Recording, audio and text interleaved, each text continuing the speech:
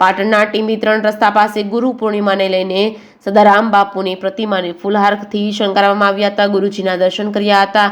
પાટણના ટીંબીના રસ્તા પાસે ભારતીય સંસ્કૃતિ મનુષ્યના જીવનમાં ગુરુનું સ્થાન સર્વોચ્ચ ગણાવ્યું છે. ગુરુ તેમના શિષ્યને જ્ઞાન અને કૌશલ્ય શીખવાડવાની સાથે તેમના જીવનમાં સંસ્કારનું સિંચન પણ કરે છે. જ્ઞાનનો ઉપયોગ ઉચ્ચ હેતુ માટે કરવાનો પણ શીખવાડે છે. આજે ગુરુ પૂર્ણિમા એટલે કે મોટી પૂનમ કહેવાય છે. ગુરુ પૂર્ણિમાના આ દિવસનો ખૂબ જ મોટા મહિમા રહ્યો છે. આ દિવસે ભક્તો પોતાના ગુરુજીને મળીને યથાશક્તિ પ્રમાણે પેટ પૂજા કરી ચાદર અર્પણ કરવામાં આવે છે. દરેક ધર્મગુરુના આશ્રમમાં ભજન, સત્સંગ તેમજ સંતવાણીના કાર્યક્રમ યોજાય છે. આ દિવસે લોકો ગુરુજીના દર્શન કરી ધન્યતા અનુભવે છે.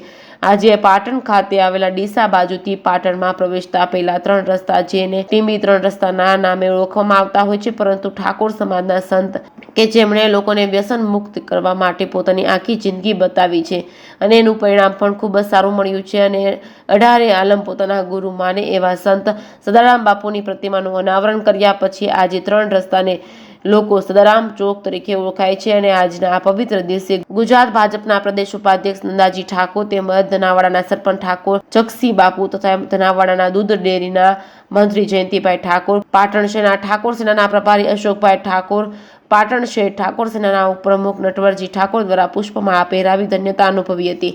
જેકેએસ ન્યૂઝ ગુજરાતી સાથે પ્રવીણ પંચાલ, પાટણ.